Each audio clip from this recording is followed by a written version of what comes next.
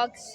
Actually ఈరోజు video ఏంటంటే నిన్న లాస్ట్ టైం పెట్టింది last day of the first ఇయర్కి. దానికి చాలా మంది కమెంట్స్ పెట్టారు అనమాట. ఏంటిది కాలేజ్ ఎట్లుంటుంది సంథింగ్. సో మేము దానికోసం ఒక క్లారిటీ ఇద్దామని అనుకుంటున్నాం ఇప్పుడు. ఓకేనా?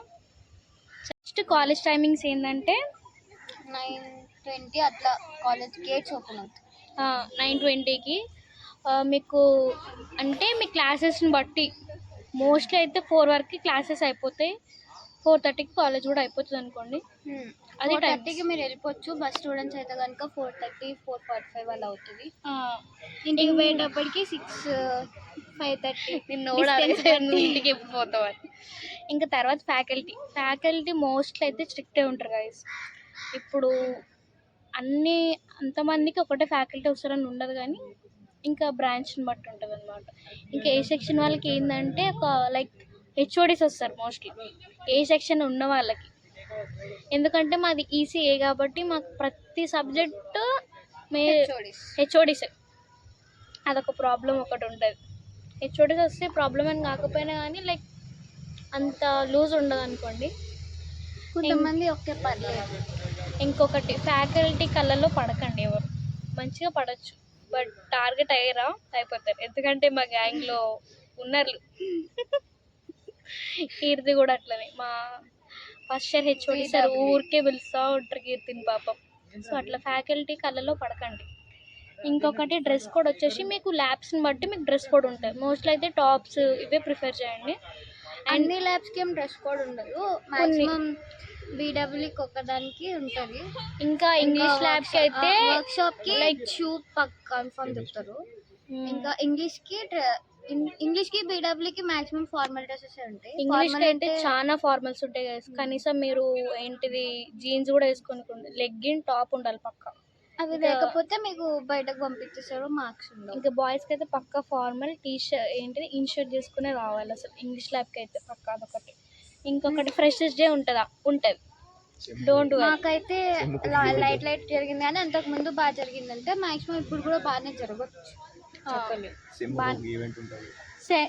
మీకు ఒకటి ఇంకేంటంటే కాలేజ్ అనగానే ఈవెంట్స్ అవన్నీ ఏమి ఎక్స్పెక్ట్ చేయకండి. మాక్సిమం ఒకటి లేదంటే 2 అంతే. అది కూడా సెమ్కి ముందే ఉంటాయి అట్లా. ఇంకా ఏంటిది ఐటీ కాలేజ్ స్ట్రిక్టే గైస్. అటెండెన్స్ పక్కా. అటెండెన్స్ లేకపోతే అసలు మీ కాలేజ్కి వేస్ట్ అంటారు. 75 కన్నా తక్కువ ఉందా అయిపోయింది. మీ క్లాస్ ఇన్ఛార్జ్ మీ పేరెంట్స్కి కాల్ చేసి చెప్పేస్తారు. ఇంకా మీకు ఏంటిది మీరు కాలేజ్కి ఎంటర్ కాకముందు ప్రిపేర్ అవ్వాలి. ఏంటంటే ఇది కూడా నారాయణ లాగానే ప్రతి దానికి కాల్ వెళ్ళిపోతాయి పేరెంట్స్కి. ఇంకొకటి ఏంటిదంటే మీకు మీ ఇప్పుడు సెమిస్టర్ స్టార్ట్ అయ్యే ముందే మీకు ఆ సెమిస్టర్ మొత్తం లైక్ ఎప్పుడు స్లిప్ టెస్ట్ ఉంటుంది, ఎప్పుడు మిడ్స్ ఉంటాయి, ఎప్పుడు హాలిడేస్ ఉంటాయి, అవన్నీ మీకు ముందే ఒక షెడ్యూల్ ఇచ్చేస్తారు అన్నమాట. దాన్ని ఫాలో అయిపోవడం. మోస్ట్లీ అయితే పోస్ట్పోన్ అయితే చెయ్యరు, దాన్ని ఫాలో ఒకసారి పోస్ట్పోన్ అవుతూ ఉంటాయి. Very rare. పోస్ట్పోన్ అయితే రేర్ ఉంటుంది. ప్లేస్మెంట్స్ గురించి వస్తే మీరు టాపర్స్ అయితే మీకు వచ్చేసే ప్లేస్మెంట్స్ అసలు టెన్షనే పెట్టుకోకండి. లైక్ ఇంకా అలాంటి వాళ్ళు అయితే ఆలోచించాలి. పర్లేదు. ఓపెన్ గేట్స్ అయితే కాదు గాయస్ మావి. ఇప్పుడు 9:30కి వచ్చిరా, మళ్ళీ మీరు రిటర్న్ వెళ్ళారు ఇంక 4కే. ఒకవేళ మీరు మధ్యలో వెళ్ళాలనుకుంటే మీ పేరెంట్స్ పర్మిషన్తో వెళ్ళొచ్చు. మీ పేరెంట్స్కి ఫోన్ చేసి మీ పేరెంట్స్తో మళ్ళీ హెచ్ఓడీస్కి కాల్ చేయించి ఆయన ఒప్పుకుంటే ఆయన లెటర్ రాసిస్తే అది చూపించి వెళ్ళాలి మీరు బయటకి. అంతేగాని అలో చేయరు. ఇంకా సెక్యూరిటీ గాయస్ ఫస్ట్. ఎంతమంది అంటే మా బ్యాక్ గేట్ దగ్గర ఒక 4, ఫ్రంట్ గేట్ దగ్గర ఒక 5 ఉంటారు. మీరు మళ్ళీ నార్మల్ క్లాసెస్ టైంలో బయట కనిపిస్తే ఎందుకమ్మా మీకు ఇక్కడ ఏం పని అని అంటారు. ఇంకా ఏంటిది బంగ్ కొడదాం అనుకుంటున్నారు మీరు. ప్రో అయితే బంగ్ కొట్టండి, అంతేగాని ఈ తాళి చాలా ఇంపార్టెంట్ అన్నమాట. లేకపోతే మాత్రం కష్టం. ఇప్పుడు సపోజ్ మీకు బంగ్ కొట్టి వెళ్ళి లైబ్రరీలో కూర్చున్నారు అనుకోండి, మీ ఐడి కార్డ్ వచ్చి తీసేసుకొని వెళ్ళిపోతారు. హెచ్ఓడీస్ రౌండ్స్ కొడుతూ ఉంటారు ఎప్పుడు. మోస్ట్లీ క్లాసెస్ అయ్యే టైంలో హెచ్ఓడీస్ రౌండ్లు ఉంటూనే ఉంటారు.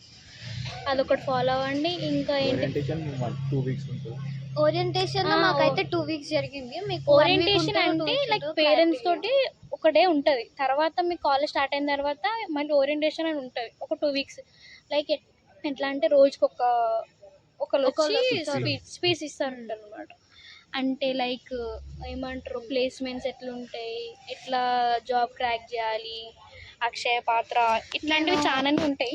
చాలా కష్టపడొచ్చా ఇవన్నీ వాళ్ళ గురించి కూడా చెప్తూ ఉంటారు అనమాట. అది వినాలి. ఆ 2 వీక్స్ మీరు ఏం చేస్తారంటే కాలేజ్ రాకుండా ఇట్లా అయితే కూర్చోకండి. ఎందుకంటే ఆ 2 వీక్స్లోనే చాలా మంది గ్యాంగ్స్ ఫామ్ అయిపోతూ ఉంటారు. తర్వాత మీరు క్లాస్కి వచ్చే ఫ్రెండ్స్ని చేసుకుందామంటే అది అవ్వదు. అవ్వదు అంటే అవుతారు చెప్పలేం, కానీ ఉన్న వాళ్ళు ఉండరు కదా, ఎంత క్లోజ్ ఉండరు. సో ఆ 2 వీక్స్ ఎట్లా అంటే మీరు ఒక గ్యాంగ్ని ఫామ్ చేసుకోండి, ఫ్రెండ్స్ అదంతా బాగా చూసుకోవాలన్నమాట. వాళ్ళు లేకపోతే బోర్ కొట్టేస్తుంది కాలేజ్. రైట్ అట్లా. ఇంకా తర్వాత మేనేజ్మెంట్ ఫీజు అడుగు. మేనేజ్మెంట్ ఫీజు మేము చెప్పకూడదు, ఎందుకు అంటే మేనేజ్మెంట్ వాళ్ళది, కాలేజ్ వాళ్ళ రెస్పాన్సిబిలిటీ కదా. మేము ఒకవేళ చెప్తే మీకు ఎట్లా చెప్తారు, మీకు తెలుసా అని అంటారు అనమాట.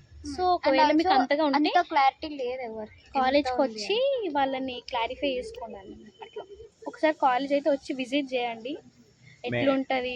మెయిన్గా నాన్ వెజ్ ఉండదు. అది మీకు ఓరియంటేషన్ రోజు వాళ్ళు చెప్తారు నాన్ వెజ్ ఉండదు, కావాలంటే మీరు తెచ్చుకోండి అని.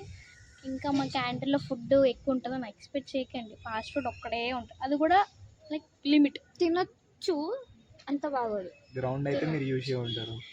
గ్రౌండ్ అయితే మీరు చూస్తారు ఆల్రెడీ. ఒకవేళ చూడకపోయినా ఓరియంటేషన్ రోజు వచ్చినప్పుడు అక్కడే కూర్చుంటారు మీరు, అప్పుడే అనిపిస్తుంది. సో చూస్తారు. ఇంకా ఏం రిప్లై అంటే ప్లేస్మెంట్స్ ఆల్రెడీ చెప్పినాం కదా. It's depend upon your talent. నాకు టాలెంట్తో పని లేదు అనే జాబ్స్ ఇచ్చే వాళ్ళు అయితే కాదు సౌత్ ఇండియన్ సైడ్ అయితే. ఇంకొకటి ఏంటి బ్యాక్లాగ్స్ గైస్, మినిమం మీ పర్సంటేజ్ 9 ఉండాలని మేము చెప్పాం, కానీ ఒక 6-7 ఉంటే చాలు. ఎందుకంటే బ్యాక్లాగ్స్ పెట్టుకోకండి. ఒకవేళ మీకు బ్యాక్లాగ్ పడినా రివాల్యుయేషన్ పెట్టుకోండి, పక్క పోతాయి.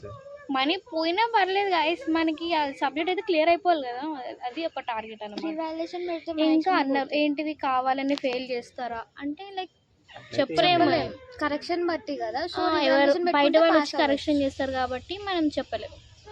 సో ఒకవేళ సబ్జెక్ట్ పోతే రివాల్యుయేషన్ పెట్టండి పక్క. అది ఒక సబ్జెక్ట్ అయినా సరే, ఎన్ని సబ్జెక్ట్స్ అయినా రివాల్యుయేషన్ పెట్టుకోవాలి పక్క మనం. అదొకటి.